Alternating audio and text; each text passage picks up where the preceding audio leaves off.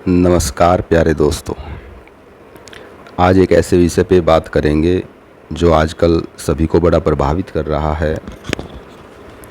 वह विषय है स्ट्रेस, तनाव। आज 75% आबादी स्ट्रेस से, तनाव से पीड़ित है, जिसके बहुत सारे कारण हैं। जीवन शैली पूरी तरीके से सभी की परिवर्तित हो गई है। शारीरिक रूप से हम बिल्कुल फ्री हो गए हैं। मानसिक रूप से हम बहुत व्यस्त है प्रत्येक आदमी, जिसका प्रभाव पड़ना निश्चित है। किसी के लिए आर्थिक स्थिति तनाव का, स्ट्रेस का कारण है, किसी के लिए कर्जा, किसी के लिए रिश्ते, तो सबके कारण, या किसी के लिए नौकरी, असफलता, तो कारण सबके अलग अलग हो सकते हैं। लेकिन 75% आबादी इस चीज़ से आज ग्रसित है, जिसके कारण हमारे शरीर पर कुछ दुष्प्रभाव भी दिखाई देते हैं, जिनसे आप आइडिया लगा सकते हैं कि हाँ, आप किस हद तक पीड़ित हैं या ये लक्षण आप में भी है। जैसे पहला, पेट खराब रहना, गैस बनना, तेजाब बनना, खाना न पचना, कॉन्स्टिपेशन रहना इत्यादि। ब्लड का सर्कुलेशन प्रभावित होना, जिससे उंगलियां सुन्न होना, पैरों में, पिंडलियों में दर्द होना। इसके साथ साथ माइंड में हेडेक यानी कि सर दर्द होना, क्योंकि वो ब्लड का सर्कुलेशन आँखों का, माइंड का हो नहीं पाता उतना। तो ये बीपी का हाई या लो होना, ये सारे लक्षण इसी से पैदा होते हैं। इसके कुछ समाधान पे बात करेंगे जो वास्तविक मैंने अपने अनुभव से महसूस किए हैं, जो बड़े इसको मतलब प्रभावित करने वाले हैं, और इसमें बहुत हद तक जो है आराम या इससे जो है बिल्कुल निजात आपको दे देते हैं। जैसे प्रतिदिन 1 घंटा एक्सरसाइज करें, जिसमें आपका पैदल चलना, जिसमें आपकी साइकिल चलाना, योग करना, या फिर रनिंग करना, या बैडमिंटन खेलना, या क्रिकेट खेलना, कुछ भी, या खेत में जो है कोई भी फावड़े इत्यादि का काम करना शामिल हो सकता है। इससे क्या फ़ायदा होगा? ब्लड का सर्कुलेशन बनेगा, माइंड का, आँखों का, पूरी बॉडी का, नर्व्स बिल्कुल ओके हो जाएगी। दूसरी बात, पसीना जो निकलेगा उसके साथ खराब पदार्थ शरीर से बाहर निकल जाते हैं। एक होगा अगला समाधान, निर्विचार अवस्था को अपनाना। ज़्यादा सोचना, लगातार विचार करना, जिससे माइंड की नसें कमज़ोर हो जाती है, स्वेलिंग आ जाती है। उनके लिए आवश्यक है कि हम निर्विचार अवस्था को अपनाएं, जो संभव है ध्यान के द्वारा, प्राणायाम के द्वारा। इसके लिए आप ओशो जैसे महान आध्यात्मिक दार्शनिक को सुन सकते हैं। कुछ छोटी छोटी और चीज़ें हैं, जैसे सर की मालिश करवाना बड़ा इसमें रिलीफ़ करता है, और तैरना, स्विमिंग करना बड़ा फ़ायदे का रिलीफ़ करता है। रात को खुले आसमान के नीचे लेटना, तारे चांद देखना, इसमें बड़ा फ़ायदे का सिद्ध हुआ है। कुछ और चीज़ें, बेसिक चीज़ों पे बात करूँगा। संगीत सुन सकते हैं आप, नियम के अनुसार रोज़ाना आधे से 1 घंटा संगीत सुने, और वो संगीत ऐसे नहीं कि मोबाइल पे, या तो आप कान में लीड लगा के उस पर सुने मधुर आवाज़ में। पुराने गाने, हाय तौबा वाले गाने नहीं, केवल पुराने और रिलैक्स करने वाले गाने, या फिर होम थिएटर में मीडियम आवाज़ करके और नाइट लैंप जला के आराम से लेट के आप सुने, आराम कुर्सी वगैरह पे, तो आप महसूस करेंगे कि वो मेडिटेशन का काम आपके लिए कर रहा है।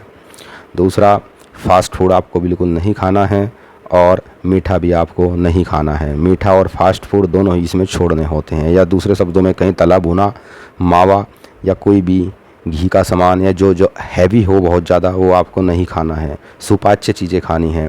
नींद सब जानते हैं 8 घंटे के लिए नहीं लगभग ज़रूरी है। दिन में सोए आप ना सोए वो मैटर नहीं करता, बस अपना लगभग 8 घंटे की नींद पूरी हो जानी चाहिए। वो तभी संभव है कि आप मोबाइल का इस्तेमाल पूरे दिन में 1 या 2 घंटा या 1.5 घंटा करें, और रात को सोते समय तो बिल्कुल ही न करें। नींद के लिए भी कुछ टिप्स है कि मोबाइल का यूज ना करते हुए आप क्या करें, आप पढ़ें, आप शास्त्र पढ़ें, ओशो को पढ़ें, स्वामी विवेकानंद को पढ़ें, गीता को पढ़ें, श्रीमद् भगवद गीता को पढ़ें। तो मतलब बाइबल, कुरान, आप वॉट जो भी पढ़े, तो पढ़ने से नींद आती है और मोबाइल से नींद भागती है, ये सदैव याद रखना। एक समाधान ये है कि आप आराम कुर्सी में सुबह शाम किसी भी समय लेटे और घंटों लेटे रहे, तो वो भी आपके लिए मेडिटेशन का काम करेगा। रिलैक्स होके पूर्ण रूप से अंदर तक विश्राम की अवस्था में। एक इसमें है कि जो विशेष ध्यान रखने की बात है कि जो आवश्यक हो केवल उतना बोले, टू द पॉइंट बोले, बहुत ज़्यादा ना बोले। फालतू का बोलना निश्चित रूप से मानसिक थकावट और तनाव देता है, और जो बोले उसे अत्यंत धीमे स्वर में बोले, केवल उतना कि दूसरों को सुन जाए। ऐसा नहीं कि आवश्यकता है 40 डेसिबल की और आप उसमें बोल रहे हैं 80 या 100 डेसिबल, तो वो गलत है। अगला, भूख आपको जो लगती है उससे आधा ही भोजन आप करें, भूख से आधा भोजन करें। ऐसा नहीं कि भूख है 100%, आपने भोजन किया 130%, नहीं। अगर भूख 100% है तो 50 या 60% आप करें। ये हैबिट आपको 100% बनानी पड़ेगी।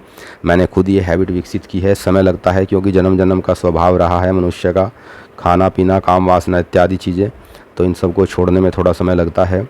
लेकिन हाँ, आप निरंतर अभ्यास और संकल्प से शक्ति पा सकते हैं, मेडिटेशन इत्यादि से, कि भूख के आधा खाना। मैं आजकल भूख के से आधा भोजन ही लेता हूँ, जिससे पेट हल्का, वज़न भी लिमिटेड होता है आपका, और उसके इतने फ़ायदे हैं, आप यकीन मानिए कि आप बहुत टेस्टी और बहुत ज़्यादा खा के भी वो मज़ा नहीं ले सकते जो आनंद आपको जो है भूख से आधा खा के आता है बाद में। और मैंने अति या भूख के बराबर भी खा के देखा है, और अब कम खा रहा हूँ तो उसका भी मैंने डिफरेंस देखा है। वास्तव में बहुत really too much effective point it is.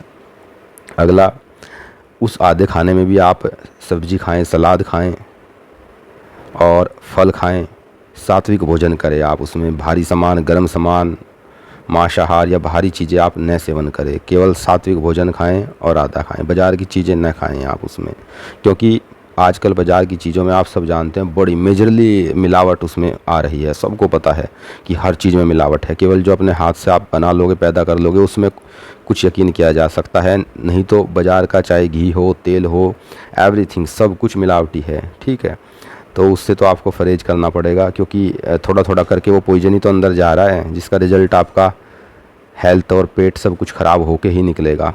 तो कोशिश करिए कि आप घर का, अपने हाथ का बना ही खाए। दूसरा, उम्र के हिसाब से भी खाना होता है, उसका भी ध्यान रखें। दूध आप पिएं, दूध केवल शुद्ध हो, पैकेट वैकेट का दूध बिल्कुल नहीं। आजकल जो है, या मिलावटी दूध से बचें, प्योर दूध आप जो है इस्तेमाल करें। वो चुनाव आपके हाथ में है कि प्योर दूध का चुनाव आप कैसे करेंगे। सात्विक भोजन हो ही गया इसमें। अगला, आप कुछ और चीज़ें कर सकते हैं, जैसे प्रकृति भ्रमण आप कर सकते हैं, प्रकृति से संबंधित पुस्तकें, किताबें पढ़ सकते हैं, प्रकृति से आप दोस्ती कर सकते हैं, पेड़ पौधों से आप दोस्ती कर सकते हैं। ये चीज़ें भी तनाव मुक्त आपको करती है। खेतों में आप भ्रमण कर सकते हैं, जंगलों में भ्रमण कर सकते हैं। ये आपको रिलीज करते हैं, चीज़ें जो है सिद्ध हो चुका है। जंगलों में कई बार भ्रमण में मुझे बहुत सारे IAS, MBBS, MD डॉक्टर मिले हैं, और उनसे बातें हुई हैं, तो वे ये कहते हैं कि हम वीकली या 15 दिन में अपने आप को रिचार्ज करने के लिए यहाँ पे आते हैं, बुद्धिजीवी वर्ग भी। ठीक है, तो आज के लिए कुछ ये टिप्स थे जो मतलब मैंने खुद अपनी लाइफ में मैंने इनको अपना के एक मेजर डिफरेंस देखा है, और वास्तव में पाया है कि इनका प्रभाव पड़ता है। तो कहीं ना कहीं कुछ कारणों से स्ट्रेस पैदा होता है, और कुछ ध्यान रखने से स्ट्रेस ख़त्म भी हो जाता है पूर्ण रूप से। तो आप सभी जो है इन सब को अप्लाई करें, और थोड़ी सी जीवन शैली में परिवर्तन करें। थोड़ा सा प्राचीन चीज़ों को, देसी चीज़ों को आप अपनाएं। थैंक यू, धन्यवाद, बेस्ट ऑफ लक। आप सब स्वस्थ रहें, मेंटली फिजिकली फिट रहे, हेल्थी रहे, ऊपर वाले में आपकी आस्था बनी रहे, प्रकृति से आपका जुड़ाव रहे। नेचर लवर अंकित मलिक की आप सभी को शुभकामनाएं उत्तम स्वास्थ्य के लिए, और नमस्कार आप सबको। Thank you.